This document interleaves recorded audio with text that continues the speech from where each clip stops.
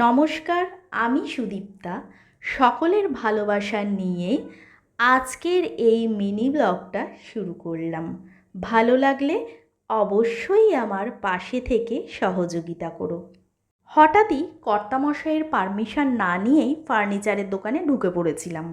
শাড়ি জামা কাপড়ের থেকে ঘর সংসারের টুকিটাকি জিনিস আমার খুবই পছন্দ। মেয়ে মানুষের মন বলে কথা, রাস্তা দিয়ে হাঁটা চলার সময় শাড়ি থেকে গয়না, ফার্নিচার অনেক কিছুই কিন্তু চোখে পড়ে যায়। দেখতে ভালো লাগলেও আমার আর আমার কর্তামশাইয়ের এরকম প্লাইয়ের কোনো ফার্নিচারই কিন্তু পছন্দ হয় না, কারণ চটজলদি এতে নাকি ঘুণ ধরার সম্ভাবনা আছে। তারপরেও পার্স থেকে বের করে ঝটপট পেমেন্টটা করে নিলাম আর বাড়ি নিয়ে যাওয়ার জন্য রওনাও হয়ে এলাম।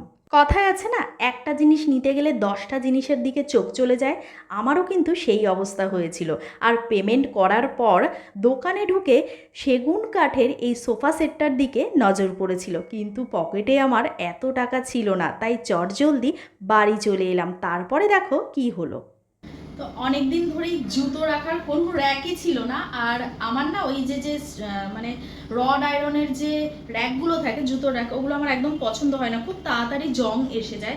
তাই আজকে বেশ অনেকদিন ধরে প্ল্যান করছিলাম, তা আজকে বাড়ি ফেরার পথে ভাবলাম এটা দেখে পছন্দ হলো, তাই সোজা দোকানে ঢুকে গিয়েছিলাম। কিন্তু এটা পুরোটাই আমার বরের কাছে সারপ্রাইজ ছিল, ওকেও বলিনি আর আমি নিজেও জানতাম না যে আজকে এটা আমি কিনবো।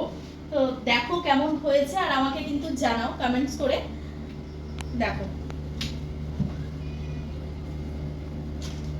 বেশ অনেকগুলোই জুতো রাখা যাবে।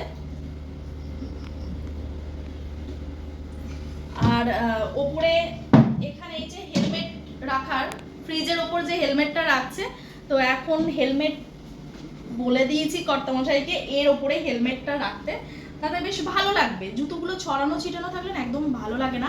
এবারে জুতোগুলো সাজিয়ে তারপরে তোমাদের দেখাচ্ছি কেমন লাগছে।